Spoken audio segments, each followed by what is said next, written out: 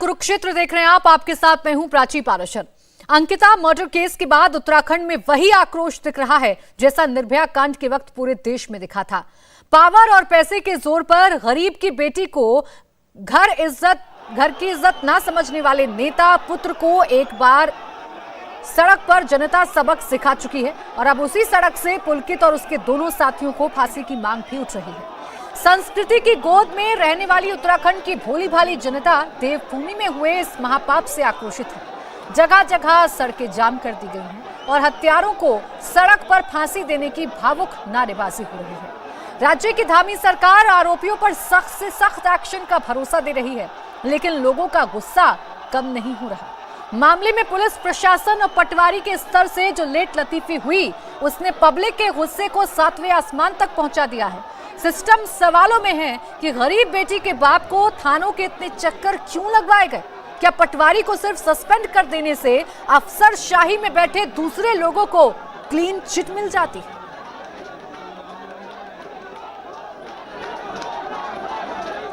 तो ये तस्वीरें, ये आक्रोश बताने के लिए काफी है कि लोगों में गुस्सा है उस नकारे सिस्टम को लेकर, जिसकी भेंट आज एक बार फिर से एक बेटी को चढ़ना पड़ा। उत्तराखंड की वो बेटी जो अपने परिवार का हाथ बटाना चाहती थी, अपने परिवार का सहारा बनना चाहती थी, लेकिन वो बेटी अब हमारे बीच में नहीं है तो वो सवाल जो बेटी की हत्या के बाद खड़े हो जाते हैं, सवाल उस लेट लतीफी को लेकर, सवाल उस लापरवाही को लेकर जो इस केस में देखने को मिला।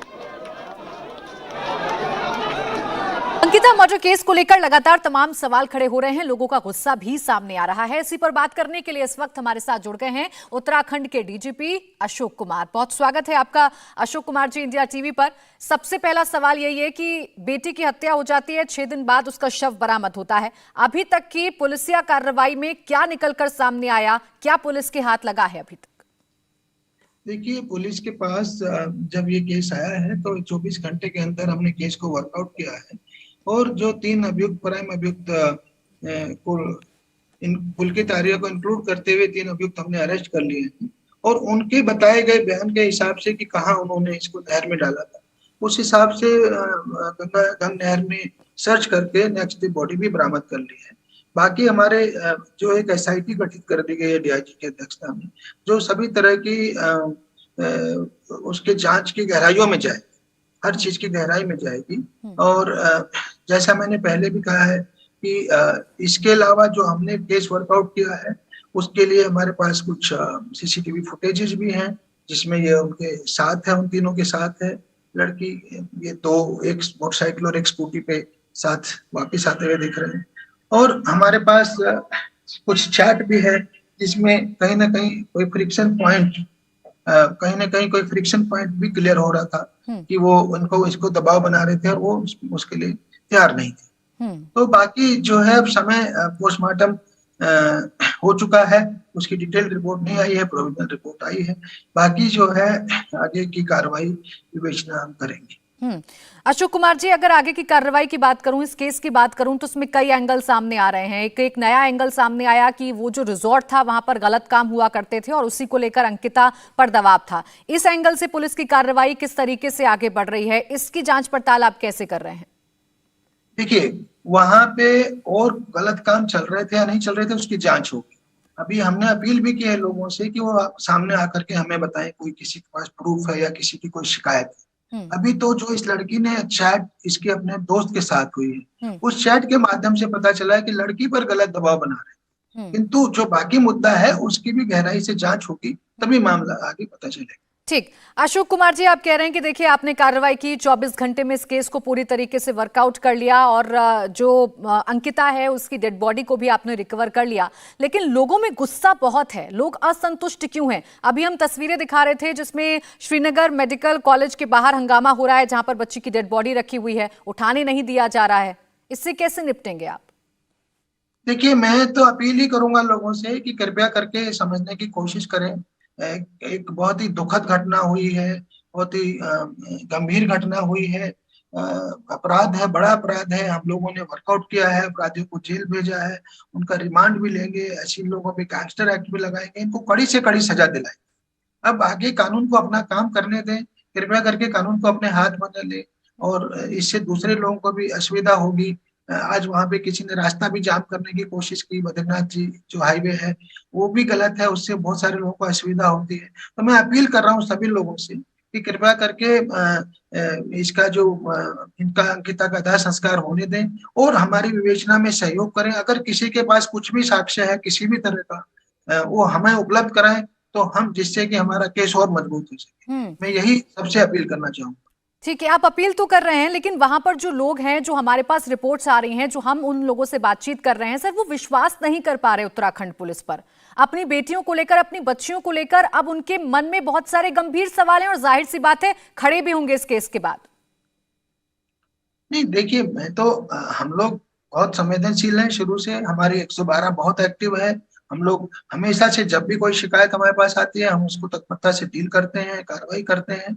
और मैं यही आश्वस्त करना चाहूंगा कि जो है पुलिस, उत्तराखंड पुलिस सदैव संवेदनशील है और सबकी समस्या सुलझाती है और हमेशा सुलझाने के बेस्ट एफर्ट्स करती है और आगे भी करती रही। उत्तराखंड पुलिस संवेदनशील है तो सर एक सवाल है, जो आज तस्वीरें सामने आई, जो पीड़ित पिता जिसने अपनी बेटी को खोया है, उसकी जरूरत क्यों आन पड़ी? आप भीड़ के सामने लेकर गए और उनसे अपील करवानी पड़ी भीड़ को हटाने के लिए। देखिए क्या करें, कई बार क्या होता है, परिवार चाहता है बच्चे का संस्कार हो जाए और भीड़ के लोग जो है वो उनके रास्ते में आते हैं, तो इसलिए उन्होंने कहा कि भाई मुझे बच्ची का संस्कार करने दो। करना पड़ता है, कई बार लॉ एंड ऑर्डर को मैनेज करने के लिए करना पड़ता है।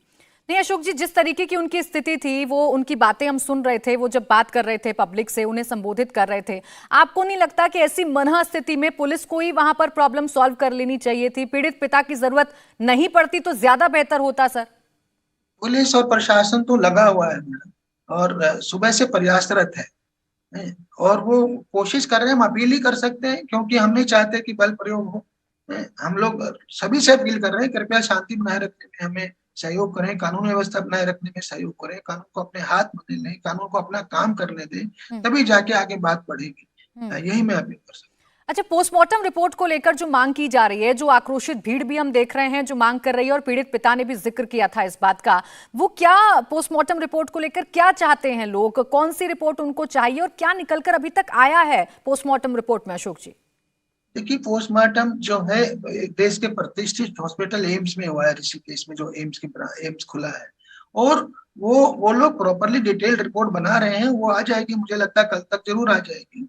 और जो प्रोविजनल रिपोर्ट वो दे चुके हैं, तो उसमें कोई ऐसी मंशा और शक की बात नहीं होनी चाहिए। इतना प्रतिष्ठित हॉस्पिटल है, डॉक्टर्स का पैनल है, तो वो जो अपनी रिपोर्ट अपना काम कर रहा है, उसकी जो वैल्यू है कोर्ट के लिए, इन्वेस्टिगेशन के लिए, उसकी वैल्यू में मतलब ऐसा तो है नहीं कि वो संस्कार कितने बजे होगा उससे कोई पोस्टमार्टम रिपोर्ट का लिंक है।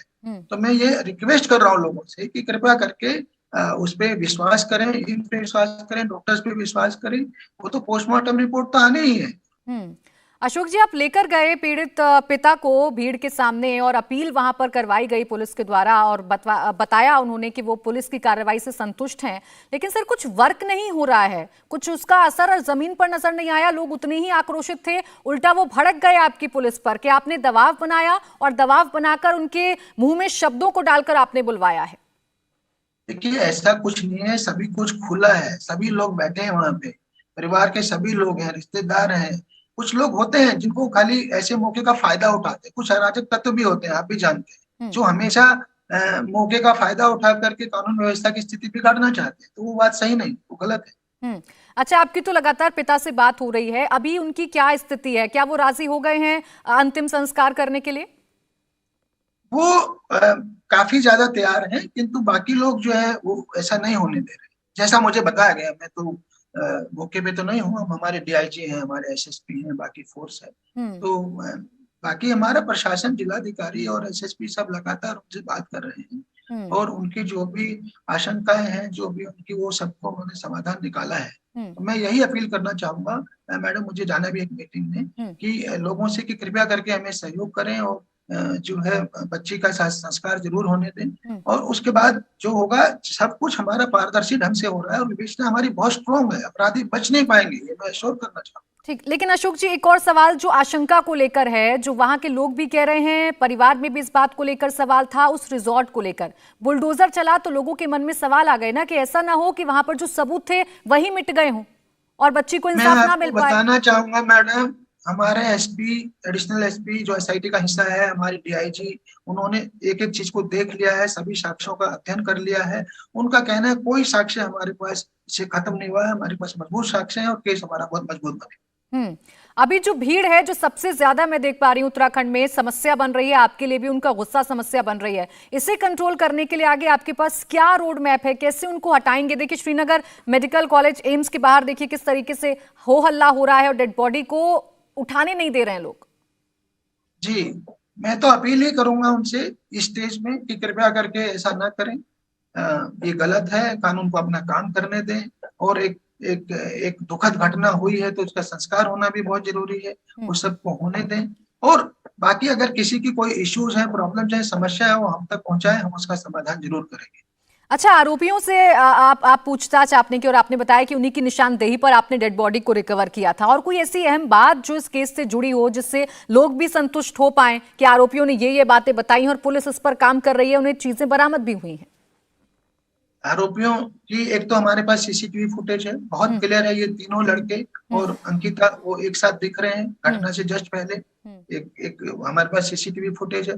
दूसरा, उनके कहने से बॉडी हमें नहर से मिली है, बहुत बड़ा प्रूफ है। तीसरा, आज एक ऑडियो वायरल देख रहा था मैं किसी चैनल पर, ऑडियो, उससे भी क्लियर हो रहा है कि वो अंकिता के दोस्त से बात कर रहा है, मुख्य अपराधी पुलकित, और उसको गुमराह करने की कोशिश कर रहा है, और लास्ट में कह रहा है कि तुम ही ने उसको, तुम्हारे साथ ही गई। तो ये सब चीजें परिस्थितिजन्य साक्ष्य बनेंगे, और बाकी भी हमारे पास काफी पर्याप्त साक्ष्य है। बाकी हमारी डीआईजी की अध्यक्षता में एसआईटी आ गई है, तो कोई कमी नहीं छोड़ेंगे इसका, हम दोबारा से इनका रिमांड भी लेंगे और फर्दर जो है केस में जो बेस्ट पॉसिबल विवेचना है वो की जाएगी। धन्यवाद। आपने रिमांड का जिक्र किया अशोक जी, सवाल यह है कि आपने जब पेश किया कोर्ट के सामने तब रिमांड पर क्यों नहीं लिया गया इन आरोपियों को? ऐसा होता है ना, अभी तो मेरे पास पोस्टमार्टम रिपोर्ट में नहीं, कम से कम मुझे कॉज ऑफ डेथ रियल में पता चलेगा तो मेरी पूछताछ बेटर होगी। जुडिशियल कस्टडी कैसे मिल गई फिर? जुडिशियल कस्टडी के लिए और हमारे पास बहुत सारे साक्ष्य थे। हाँ, नहीं, फिर सवाल इस बात को लेकर खड़े हो रहे हैं ना कि आप जो पुख्ता सबूत थे या जो पुख्ता चार्जेस थे आप नहीं लगा पाए और रिमांड नहीं मिल पाई पुलिस? चार्ज नहीं लगा पाए, सवाल गलत खड़े हो रहे हैं। पूरे हमने मर्डर का केस लगा किया है और हमारे पास पर्याप्त साक्ष्य है, मैं आपको आश्वस्त करना चाहूँ। यही सर, मैं इसी को लेकर आपसे सवाल पूछ रही हूँ, क्योंकि लोगों में इसी बात को लेकर भ्रम है कि पुलिस ने जो केस था वो कमजोर पेश किया, आरोपियों की रिमांड नहीं मिली और इसी वजह से आपके खिलाफ असंतोष पैदा हो रहा है और लोग इकट्ठा हो गए। तो देखिए, लोगों को गुमराह किया जा रहा है। उस टाइम हमने पुलिस कस्टडी रिमांड मांगा ही नहीं, क्योंकि पहले पोस्टमार्टम रिपोर्ट का हम इंतजार कर रहे हैं। पोस्टमार्टम रिपोर्ट क्या कहती है, कॉज ऑफ डेथ क्या है, ड्राउनिंग है या कुछ और है, तो उससे फर्क पड़ता है ना, वो जो कहानी बता रहे हैं वो सच्ची है कि नहीं है। तो अब हम उसका पुलिस कस्टडी रिमांड, कल हमें जुडिशियल रिमांड मिला था परसों, तो ये सारा काम होंगे, निश्चिंत रहें, ये मैं आश्वस्त कर रहा हूँ। चलिए, शुक्रिया आपका अशोक कुमार जी, हमारे साथ जुड़ने के लिए, बातचीत करने के लिए और बताने के लिए कि बेटी अंकिता को कितना इंसाफ पुलिस दिलवा पाएगी। बेटी को कितना इंसाफ मिलेगा ये तो आपने सुना, और डीजीपी ने अभी तक क्या कुछ पाया है अपनी फाइंडिंग में ये उन्होंने बताया, लेकिन इस पर कई और गंभीर सवाल खड़े हो रहे हैं। उन्हीं सवालों को लेकर हम चर्चा करेंगे। हमारे साथ खास मेहमान जुड़ गए हैं, हनी पाठक प्रवक्ता बीजेपी, शिल्पी अरोड़ा प्रवक्ता कांग्रेस, ज्योति शाह उत्तराखंड महिला आयोग से इस वक्त हमारे साथ हैं। आप सभी का बहुत स्वागत है। निर्मल कौर जी भी हमारे साथ जुड़ गई हैं, पूर्व आईपीएस। हनी जी, आप ही से शुरुआत कर रही हूं। बेटी का अंतिम संस्कार तो हो गया, लेकिन एक यक्ष प्रश्न है सबके सामने, कब मिलेगा अंकिता को इंसाफ? कब शांत होगी उबलती हुई देवभूमि? देखिए, ऐसा है, भारतीय जनता पार्टी का पूरा उत्तराखंड देवभूमि में बेटी अंकिता के साथ जो दुखद घटना हुई है उसकी हम सब तीव्र भर्त्सना करते हैं। यह हमारी देवभूमि की परंपरा की और सभ्यता के विरुद्ध है। ऐसे लोगों के विरुद्ध कड़ी से कड़ी कार्रवाई होनी चाहिए, और जो हम सब कर सकते हैं वो प्रयास हम सब कर रहे हैं।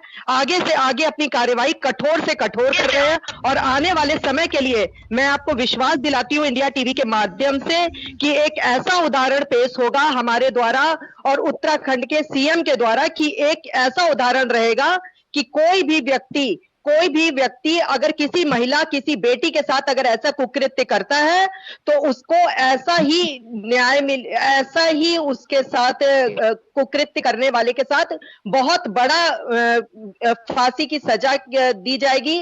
और उसको कभी भी ऐसा कुछ भी करने के लिए हनी पाठक जी, ये आपकी जिम्मेदारी है, ये आपकी सरकार की जिम्मेदारी है कि अगर कोई घटना घट गई है तो आपको न्याय तो करना होगा और अपराधियों को सख्त से सख्त सजा दिलवानी होगी। लेकिन सवाल इस बात को लेकर है कि पहाड़ की उस बच्ची के साथ ऐसा हो कैसे गया? आप वक्त रहते अगर जाग जाते, अपनी जिम्मेदारी समझ लेते, तो आज शायद वो बच्ची हम सबके बीच में जिंदा होती। नहीं, आप मुझे एक बात बताइए प्राची जी, वक्त रहते जाग जाते, उस लड़की को इंसाफ मिल जाता का मतलब क्या है? मैं ये चीज का जवाब नहीं समझ, ये सवाल मेरी समझ में नहीं आता है। समझ में नहीं आ रहा मैं मैडम, रास्ते में कहीं चल रही हनी पाठक जी, नहीं प्राची जी, हनी पाठक जी सुनिए मेरी बात, सुनिए मेरी बात। नहीं प्राची जी, हनी पाठक जी कैसी बातें कर रही हैं आप? मैं आपके सवाल का जवाब, एक परिवार ने अपनी बेटी को खोया है, सवाल का जवाब ये कैसी बातें कर रही हैं आप? हाँ, मुझे भी पता है, कैसी बात कर रही हैं आप? मैंने भी यही कहा है कि हम तीव्र भर्त्सना करते हैं। भर्त्सना करने से वो बच्ची वापस नहीं आ जाएगी। रुकिए हनी पाठक जी, मैडम रुकिए, मुझे आपको बीच में रोकना पड़ रहा है, मुझे आपको बीच में रोकना पड़ रहा है। मुझे आपसे ऐसी संवेदनहीनता की बिल्कुल उम्मीद नहीं थी मैडम। बीजेपी की प्रवक्ता होने से पहले आप एक महिला हैं। मैंने इस चीज को बोला है, तीव्र भर्त्सना करती हूँ, मैंने बोला। अरे निंदा कर देने से, आकर बैठकर दुख व्यक्त कर देने से आप दिला देंगी क्या बेटी वापस?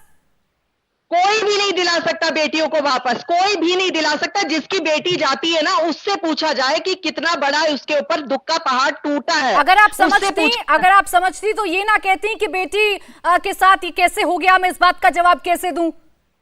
आपने नहीं सुना क्या ग्रामीणों को? सुनिए मेरी बात, मैंने आपसे सवाल क्यों पूछा पहले आप समझिए।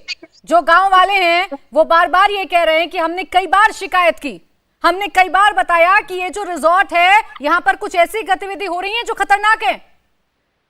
जो पुल के तारे हैं वो रसूख में आकर ऐसी चीजें कर रहा है जिस पर कार्रवाई होनी चाहिए। क्यों नहीं जाके आप वक्त रहते? जी सुनिए, अभी डीजी अशोक कुमार जी ने क्या बोला कि हम उसी एविडेंस की तलाश में थे और कोई भी व्यक्ति एविडेंस लाके हमको नहीं उपलब्ध कराया। किसी ने भी एविडेंस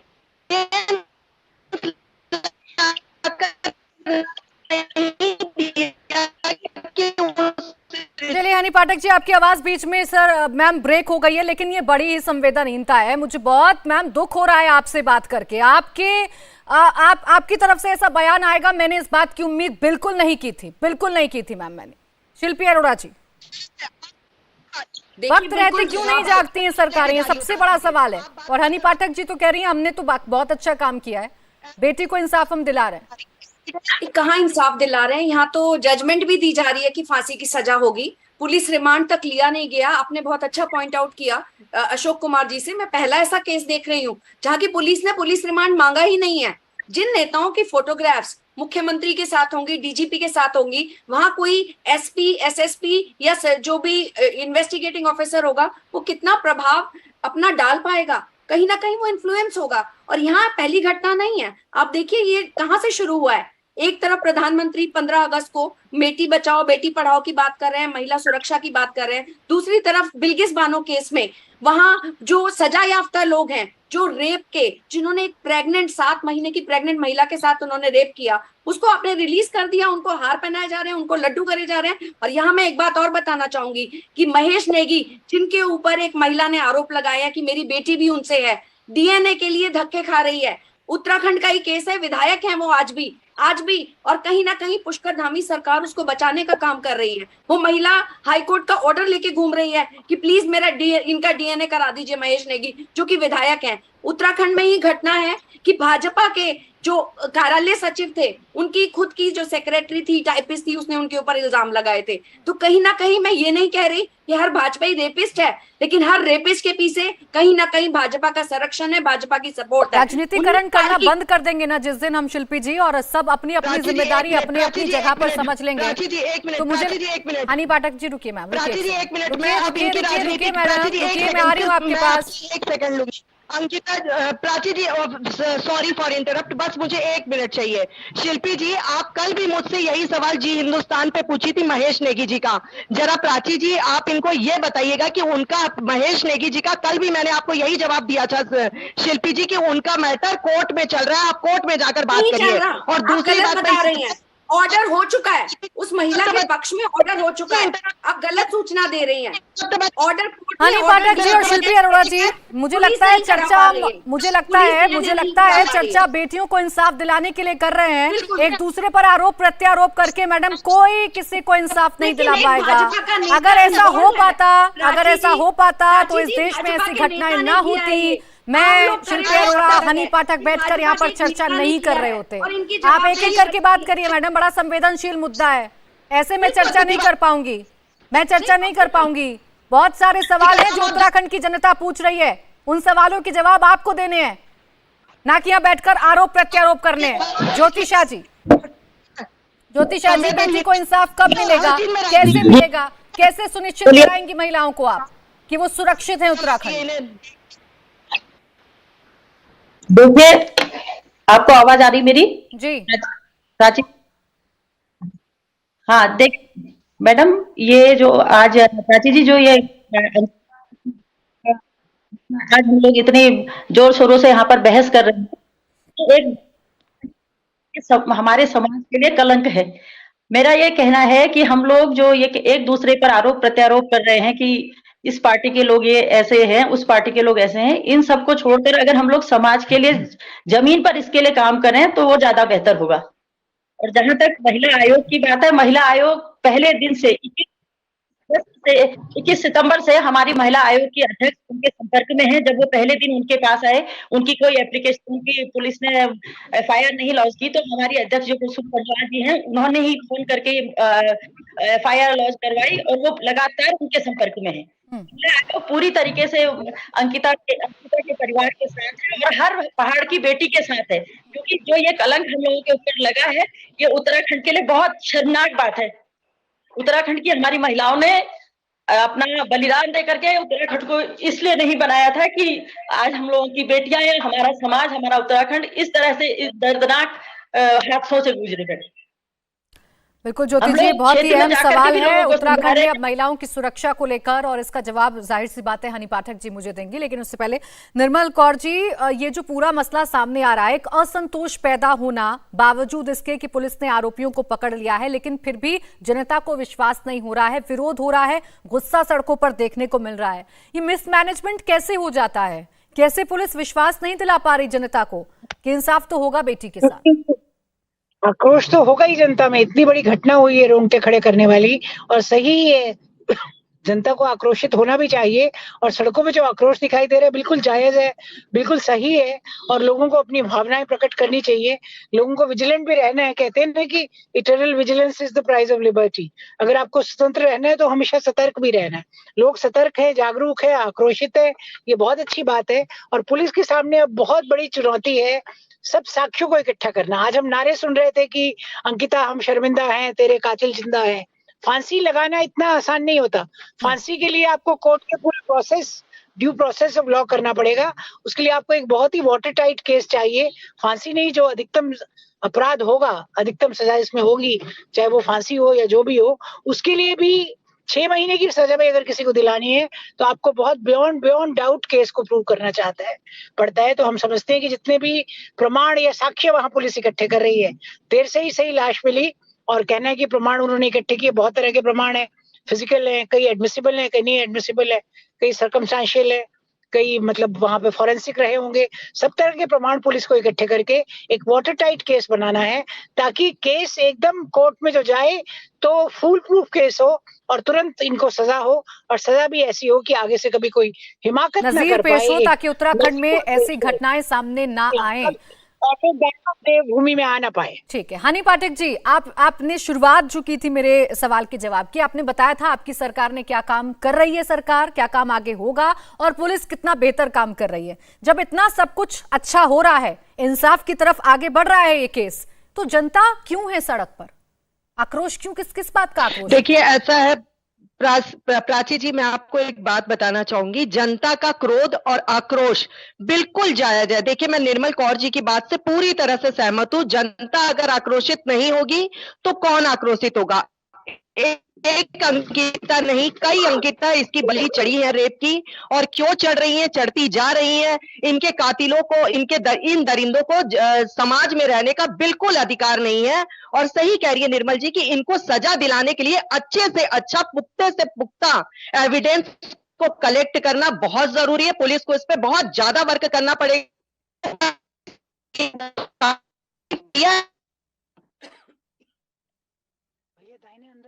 जांच प्रक्रिया शुरू करी है, सारी जांच को इकट्ठा करी है। एएसपी शेखर सुहैल जी वहां पर खुद रहे हैं, फॉरेंसिक टीम के साथ रहे हैं, और उन्होंने सारी जांच प्रक्रिया करी है। हनी पाठक जी सुनिए, आप निर्मल कौर जी की बात से सहमत तो हैं, लेकिन आप मेरा सवाल समझिए पहले। मैं ये आपसे पूछ रही हूँ, जब इतना सब कुछ ठीक हो रहा है और आप कह रही हैं भीड़ को आक्रोश होना जरूरी है, भीड़ का गुस्सा आना बहुत ठीक है, लेकिन ये जिम्मेदारी भी तो आप ही की है ना, आप ही की सरकार की है ना, कि जो प्रश्न उठ रहा है उनके मन में, जो डर पैदा हो रहा है अपनी बेटियों को लेकर, उसे आप दूर कर दें, एक समन्वय बना लें। नहीं बना पाए ना? बिल्कुल नहीं, बिल्कुल बनाएंगे। और हमारे मुख्यमंत्री जी ने इस केस को फास्ट ट्रैक कोर्ट में भेजने की अपील करी है। और आप देखिएगा प्राची जी, आप ही होंगी और आप ही के चैनल की डिबेट में मैं आऊंगी, आप ही मुझे बुलवाएंगी। और एक मैडम आइएगा, मैं थपथपा दूंगी आपकी पीठ, मैं थपथपा दूंगी आपकी पीठ, अगर बेटी को इंसाफ मिलेगा तो। आप समझ नहीं पा रही हैं मेरे प्रश्न को। आप मुझे ये बताइए कि वो जनता जो सड़कों पर है, उसके दिल में जो प्रश्न खड़े हो रहे हैं, उसे कैसे उसे खत्म करिएगा मैडम? उस भीड़ को कैसे आप वहां से हटाइएगा? भीड़ को काफी हद तक हटा लिया गया। उनके मन में वो गुस्सा जो है ना, वो इसलिए है कि अंकिता के कैसे हटाया, बताइएगा मुझे, कैसे हटाया? उस पिता को लाकर जिसने अपनी बेटी को खोया है, उस पिता को आप भीड़ के आगे लेकर गए? नहीं सुनिए, और इसे आप अपनी कामयाबी बताएंगी अब? नहीं, कामयाबी नहीं है। देखिए, इसमें शब्द कामयाबी को मत ढकेलिए, क्योंकि ये कामयाबी नहीं है, किसी की भी कामयाबी नहीं है ये। इसको कामयाबी शब्द कहना गलत है। पिताजी आए हैं और आके पिताजी ने भीड़ को भीड़ भी नहीं कहूंगी, क्यों आना पड़ा हनी जी? आपने तो शुरुआत में कहा ना कि उस परिवार का दर्द कोई साझा नहीं कर सकता, कोई समझ नहीं सकता। इतना तो हम इंसानियत दिखा सकते हैं कि उनके दुख में शरीक होके उन्हें छोड़ सकते हैं ऐसे ही, कि चलिए ठीक है, आप यहाँ पर बैठिए आराम से, पुलिस आपके साथ है। आप उल्टा उनको लेकर आए हैं पब्लिक के सामने। ये संवेदनशीलता है? प्राची जी, आप बात को क्या कहना चाह रही है, मैं वाकई नहीं समझ पा रही हूँ। संवेदनशीलता अगर ये नहीं होती तो सीएम साहब ने फोन द्वारा और लोगों से मिलके, उनके परिवार को ढाढ़स बना के, उनको बात करके, डीजीपी साहब ने बात करके उनको आश्वासन दिलाया है, परिवार को आश्वस्त किया है। तब जाके महिला आयोग ने उनको आश्वस्त किया है, महिला आयोग की अध्यक्षा ने उनको आश्वस्त किया है, तब जाकर उन्होंने जनता के सामने आकर उनको धन्यवाद कहा है। और उसके बाद उनका दाह संस्कार अब हो रहा है। और मैं अंकिता जी को विनम्र श्रद्धांजलि अर्पित करती हूँ अपने माध्यम से, और ये रखती हूँ मन में ये संवेदना। हनी पाठक जी, आपके सीएम ने बात की, आपके डीजीपी ने बात की, मैं इस बात से कतई इनकार नहीं कर रही हूँ। मैं सरकार आगे जो कार्रवाई कर रही है, मैं इस बात को लेकर कतई इनकार नहीं कर रही हूँ। मैं सवाल आपके सिस्टम को लेकर खड़े कर रही हूँ, और उन सवालों को आप जब जवाब नहीं दे पा रही हैं तो आप ये कहकर बड़ी आसानी से निकल रही हैं कि मैं बात को घुमा रही हूँ, मेरे सवाल आपको समझ में नहीं आ रहे हैं। मेरा प्रश्न तो है, आप क्यों लेकर गए पीड़ित पिता को? आपकी पुलिस क्या वहां पर इतनी सक्षम नहीं थी कि भीड़ को समझा पाती? भीड़ को क्या उनको लाठी डंडे से मारा जाए? आप मुझे एक बात बताइए, क्या उनको लाठी डंडे से मारा जाएगा, या उनके ऊपर फॉगिंग करी जाएगी, या उन पर पानी की बौछार करी जाएगी? मैंने कब कहा आपसे? आक्रोशित है जब आपको एक ट्रांसपेरेंसी बरतनी चाहिए थी। ट्रांसपेरेंसी आपकी पुलिस पर लोगों को विश्वास नहीं है, एक्सेप्ट करिए। शिल्पी अरोड़ा जी, हनी पाठक जी, बेवजह की बातें मत करिए। शिल्पी अरोड़ा जी। प्राची जी, देखिए, यहाँ सोचने की बात है कि ये हिम्मत कैसे हुई लोगों की करने की। अगर ये अवैध रिजॉर्ट बनता ही नहीं, जो शुरू में यहाँ इतने सालों से चल रहा है, जिसका लाइसेंस एक फार्मा कंपनी के नाम से है, वहां पर ये रिजॉर्ट ही नहीं बनता, वहां पर इन लोगों को पद ही नहीं मिलते। जब सत्ता की हनक जब लोगों के दिमाग में चढ़ जाती है, तो इस तरह की हिम्मत करते हैं और वो सोचते हैं कि हम कुछ भी करेंगे, हम उससे निकल सकते हैं। यहाँ मैं एक इंपॉर्टेंट बात बताना चाहूंगी, यही आर्या थे जिन्होंने कोविड में लॉकडाउन के टाइम पर अमरप्रति त्रिपाठी को, जो कि खुद मधुमिता हत्याकांड में है, उनको उत्तराखंड घुमा रहे थे ये परमिशन के अगेंस्ट में, जबकि बॉर्डर सील थे, सब कुछ था, ये उनको घुमा रहे थे। जब अभी इसमें ये पूरा एक सेक्स स्कैंडल निकलेगा और कहीं ना कहीं कई परतें खुलेंगी जो पता चलेगा कहीं इसी वजह से तो अंकिता को नहीं मारा गया कि उसको कुछ ऐसी जानकारी हो कि वहां और भी कौन लोग आते थे, कैसे कैसे लोगों को एंटरटेन किया जाता था। राजस्थान में भी खुला था सेक्स स्कैंडल, तो राजस्थान में भी खुला था। आपके राजस्थान में गहलोत सरकार के 3-4 मंत्री भी पोते आपकी जवाब नहीं है, आपका नेता है, एक भाजपा नेता इसमें इन्वॉल्व है, आपकी जवाबदेही बनती है। ये कांग्रेस के नेता ने नहीं किया, ये भाजपा के नेता ने किया है, और हर नेता कहीं ना कहीं आप सपोर्ट करते हैं। जब तक आप आधी रात को आप मिट्टी का तेल डालकर उन्नाव केस में पीड़िता को शिल्पी जी, हनी पाठक जी, मुझे शर्म आती है मैडम कि मैं ऐसी राजनीति को देख रही हूं जिसमें आप एक दूसरे पर आरोप प्रत्यारोप तो कर रही हैं, एक दूसरे में तो खामी निकाल रही हैं, लेकिन लोगों को आप विश्वास नहीं दिला पा रही कि ये सिस्टम सुधरेगा और बेटियां सुरक्षित रहेंगी। शर्म आती है मुझे। प्राची जी, एक समाज बहुत आसान है बैठकर एक दूसरे पर आरोप प्रत्यारोप करना, जो आप कर रही हैं, लेकिन आप ये अपनी राजनीति करना बंद कर दीजिए, बंद कर दीजिए मैडम, बंद कर दीजिए। पार्टी की बात ही नहीं है प्राची जी। अरे जनता को विश्वास दिलाइए प्लीज, आक्रोशित जनता को कंट्रोल करिए प्लीज।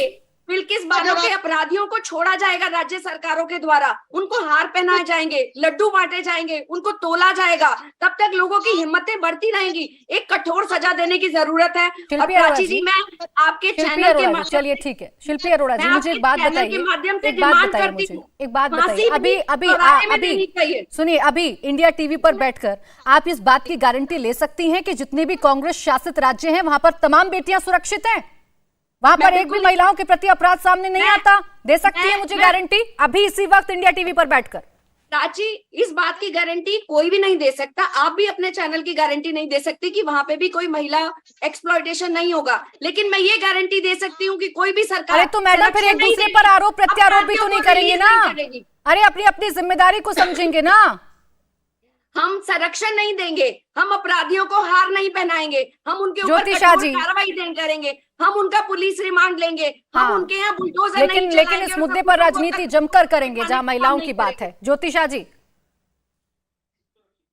देखिए मैडम, मेरा ये कहना है कि इस मुद्दे में जो हमारी आज बच्ची के साथ जो हादसा हुआ है, इसमें हम लोग राजनीति को छोड़ करके अपने प्रशासन किसी भाजपा और कांग्रेस का नहीं है, पूरे उत्तराखंड का प्रशासन है ये, किसी एक व्यक्ति के नहीं होते प्रशासन। आज डीजीपी हमारी सरकार है, सरकार है तो डीजीपी उनके साथ काम कर रहे हैं, कल को कांग्रेस की सरकार होगी तो उनके साथ काम करेंगे। प्रशासन और पुलिस किसी की एक की नहीं होती है। मेरा ये कहना है कि जब तक पुलिस कठोर कदम न उठाए, मैंने ये सुना था कि इस लड़के के ऊपर पूर्व में भी कई सारे चार्जेस थे, जब उनको छोटे चार्जेस में इन लोगों ने छोड़ दिया तो उनकी हिम्मत बढ़ती गई। तो अगर कोई छोटी घटना होती है, अगर उसे हम वहीं पर रोक लेते हैं और उसके खिलाफ उसी समय कोई दंडात्मक कार्यवाही करते हैं, तभी हम लोग अपने उत्तराखंड को एक अच्छा रूप दे पाएंगे। क्योंकि जैसे जैसे इन लोगों की चाहे कोई भी व्यक्ति हो, चाहे महिला हो, पुरुष हो, चाहे कोई भी व्यक्ति हो, नेता हो, आम जनता हो, कोई भी व्यक्ति हो, जैसे उनके साथ अगर कोई भी उनकी जो सजा होती है, यदि उन्हें सजा नहीं मिलती है, चाहे छोटी से छोटी बात है, गाड़ी के चालान से लेकर किसी के उत्पीड़न से, महिलाओं के उत्पीड़न तक, जब तक उसे छोटी गलती की छोटी सजा और बड़ी गलती की बड़ी सजा जब तक नहीं मिलेगी, तब तक ये लोग ऐसे ही बेपरवाह होते रहेंगे, हिम्मत बढ़ती रहेगी। हम लोगों के राजनीतिक बहस करने से या एक दूसरे की पार्टी के ऊपर छीटाकशी करने से कुछ नहीं होने वाला है। जब तक ठीक है, जवाबदेही तय करनी होगी ज्योति जी, और ये जो सिस्टम से विश्वास उठा है, इस सिस्टम को सुधारना होगा ताकि जो जिनकी बेटियां बाहर हैं, जिन माँ बाप की या अपने घर से बाहर निकलती हैं, उनके दिल में इस बात की भावना हो कि मेरी बेटी बाहर जा रही है तो सुरक्षित रहेगी। हनी पाठक जी, मैडम, मैं जब आपसे सवाल पूछ रही हूँ तो आप सवाल समझने की बजाय गुस्सा ज्यादा हो रही हैं। ये एग्रेशन अगर जमीन पर दिखता तो आज हालात कुछ और होते, लेकिन मेरी सवाल को आप समझिएगा मैडम, फिर जवाब दीजिएगा। हनी पाठक जी, सवाल इसलिए खड़े हो रहे हैं पुलिस पर या आप पर या फिर वहां पूरे सिस्टम पर, इसलिए अविश्वास पैदा हो रहा है क्योंकि जो रिजॉर्ट जहां पर सबूत थे वहां पर बुलडोजर पहुंच जाता है, 6 दिन लग जाते हैं केस को रजिस्टर होने में, रेगुलर पुलिस के पास तक पहुंचने में, उसके बाद आपने 24 घंटे में कार्रवाई की, इस बात से कोई गुरेज नहीं है। पोस्टमार्टम रिपोर्ट को लेकर भी सवाल खड़े हो जाते हैं, इसलिए अविश्वास है ये तो आप ही सुनिश्चित करेंगी ना कि सब ठीक है, जनता को आप ही समझाएंगी ना। मैंने इस बात का जवाब आपको दूसरी बार तीसरी बार दे रही हूँ प्राची जी। इंसाफ जरूर होगा बेटी के साथ, और 4 दिन नहीं हुआ, 4 दिन के अंदर अंदर पीड़िता की लाश भी बरामद कर ली गई है, सीसीटीवी फुटेज भी हासिल कर ली गई है, कॉल रिकॉर्डिंग भी मिल गई है, चैट हिस्ट्री भी मिल गई है, और जिसने मारकर गंगा में फेंका उसके सबूत भी ले लिए गए हैं। वहां पे फॉरेंसिक जांच भी शुरू कर ली गई है। और किसने कहा कि वहां पे बुलडोजर से पूरी रिजॉर्ट को ढहा दिया गया है? ये सिर्फ अफवाहें हैं प्राची जी, पूरे रिजॉर्ट को नहीं ढहाया गया है, पूरे रिजॉर्ट को प्राची जी नहीं ढहाया गया है। मैं आपसे निवेदन कर रही हूँ, ये अफवाहें हैं, आप जरा सा इसको प्लीज देख लीजिए आगे यहाँ पर। ये अफवाहें, पूरे रिजॉर्ट को नहीं ढहाया गया है। हाँ, वो अफवाहें हैं, सिर्फ बालकनी वगैरह साइड की, वहां पे पूरे रिजॉर्ट को नहीं ढहाया गया है। और पुलिस लगातार मुस्तैदी से इस कार्य को देख रही है, मॉनिटरिंग पूरी हो रही है, और इंसाफ पुलिस अपना काम कर रही है, सीएम अपना काम कर रहे हैं हनी पाठक जी। लेकिन जो असंतोष है या फिर जो सवाल हैं, जो अविश्वास आपके खिलाफ पैदा हुआ है, मुझे बताइए, इतना सब कुछ होने के बाद भी आपके जो नेता हैं, आपकी जो महिला नेता हैं, मौजूद रही क्या, पहुंची क्या पीड़ित परिवार से मिलने के लिए? उस भीड़ को समझाने के लिए गए क्या? सब मिले हैं। देखिए, ऐसा है, भीड़ के सामने अगर नेता वगैरह एकदम से जाते हैं तो पता नहीं गुस्सा क्या रूप ले लेता है। उस समय सिचुएशन क्या होती है, और पुलिस की टीम वगैरह वहां पर है, उनको समझा रही है, सीएम साहब ने बात करी है।